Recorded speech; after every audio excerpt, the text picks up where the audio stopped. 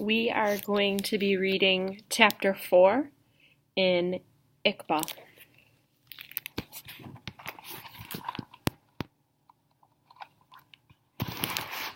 Chapter 4 is on page 23.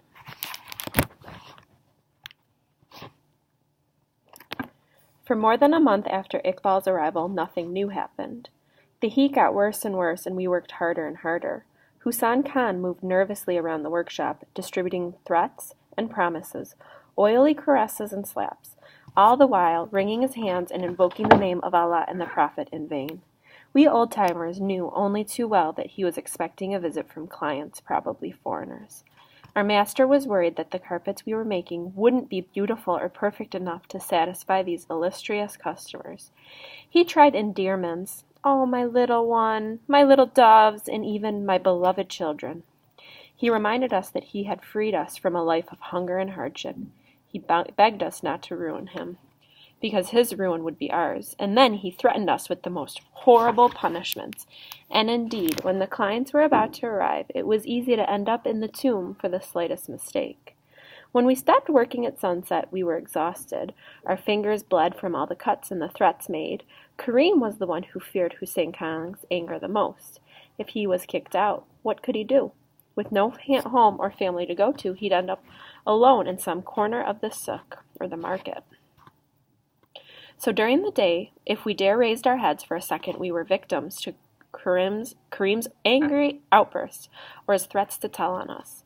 At night, however, he would take pity on our tears and our tortured hands. He would get us up from our pallet and light a lamp, grumbling that we were all good for nothings, but then he'd give us some ointment for our wounds. Even if many of us were punished because Karim told on us, I have to say that he wasn't so bad. We all knew his story. He had been sold to Husain Khan when he was a little more than 7, and since the Khan's house had become his house too. I think that Karim was a little fond of Husain Khan, even though he, too, had slaved and suffered like the rest of us. Now that he was so big and therefore useless for working on the loom, he was afraid he'd be thrown away like an old, outgrown pair of shoes. We hated him when he got us punished, but we also understood that his destiny might be ours one day, though we didn't think much about the future. The only one who remained untouched by Husain's storms of threats was Iqbal. He was rarely corrected, and Husain didn't try to false, oily caress either. He usually just passed Iqbal's room, checking on the work without saying anything. Iqbal ignored Husain. He didn't let his attention wander from his work. He didn't cry, he didn't whine, he didn't even make facials or gestures behind Husain's back. "See, chaining's tamed him," sneered one of the other boys. "No, no," said another.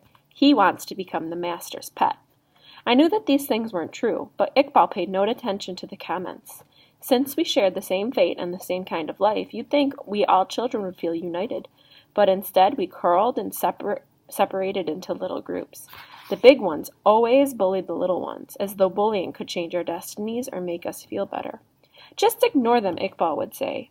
One day, when we were trying to catch our breath during our lunch break in the courtyard, Karim started to put mysterious airs like he was about to tell some secrets of the masters.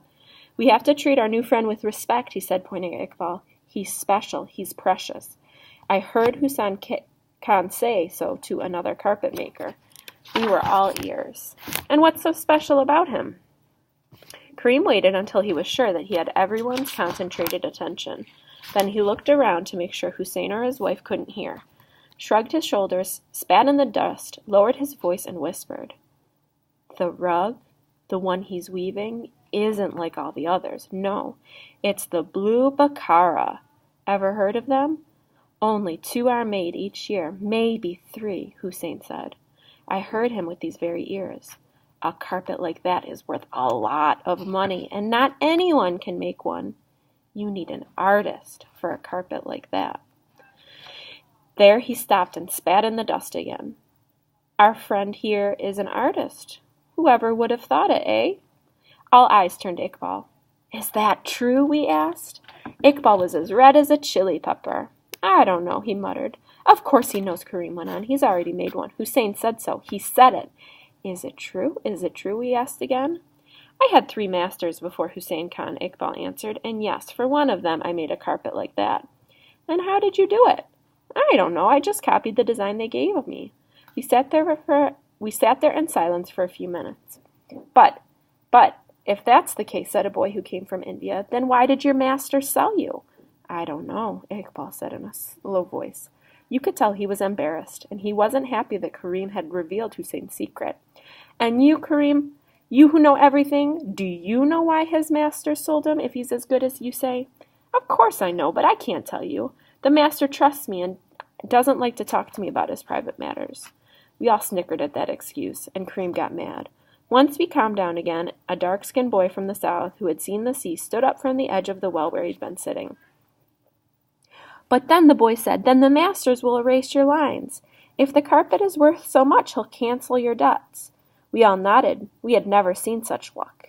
You can be sure about it, cried Kareem. You should see how worried Hussein Khan is that Iqbal won't finish in time, or that he won't do it well, or that he'll make some mistake, or the rug will have to be thrown away. Oh, he'll cancel the debts all right.